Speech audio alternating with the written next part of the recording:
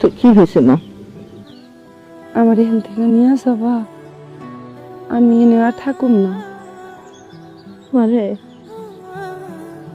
আমি তো তোরে নিতে আসি নাই, তোরে দেখতে আসি।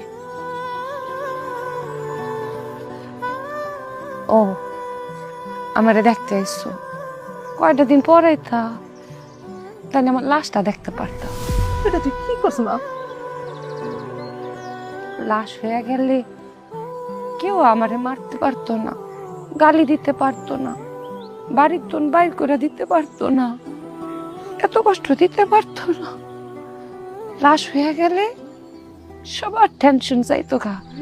এটা তুই কি করছ মা? সন্তান মরে গেলে কি বাপ মা টেনশন কমে? যদি তাই হয় তাহলে আমার এতে নিয়ে যাও। ও দুটো পায়ে ধরি, আমি থাকলে মরে যাবো আম্মা। মারে, এই বাড়ি তোর আসল ঠিকানা। বাপের বাড়িতে গেলে তুই অনেক কষ্ট করতে হবে। এক বেলা খাবি, আরেক বেলা খাইতে পারবি না, কিন্তু এই বাড়িতে তুই পেট ভরে খাইতে পারবি। কষ্ট করে থাইকা যাবা, আরে দিনের পর দিন না খায় থাকতে হবে। মনে রাখো আম্মা, আমার যদি মরণ হয় না, সে মরণটা কিন্তু স্বাভাবিক মরণ হইব না।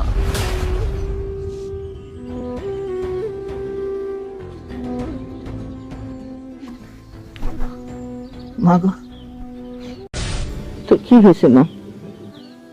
আমার এখান থেকে নিয়ে যাবা, আমি এনে আর থাকুম না।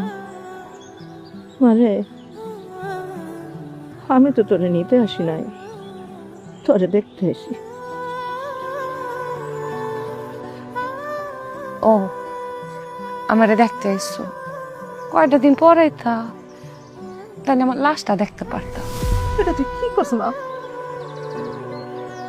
লাশ হয়ে গেলে কেউ আমারে মারতে পারতো না, গালি দিতে পারতো না, বাড়ির তোন বাইর করে দিতে পারতো না, এত কষ্ট দিতে পারতো না। লাশ হয়ে গেলে সবার টেনশন যাইতো গা। এটা তুই কি করছ মা? সন্তান মরে গেলে কি বাপ মা টেনশন কমে? যদি তাই হয় তাহলে আমার এতে নিয়ে যাও। ও দুটো পায়ে ধরি, আমি থাকলে মরে যাবো আম্মা। মারে, এই বাড়ি তোর আসল ঠিকানা। বাপের বাড়িতে গেলে তুই অনেক কষ্ট করতে হবে। এক বেলা খাবি, আরেক বেলা খাইতে পারবি না, কিন্তু এই বাড়িতে তুই পেট ভরে খাইতে পারবি। কষ্ট করে থাইকা যাবা, আরে দিনের পর দিন না খায় থাকতে হবে। মনে রাখো আম্মা,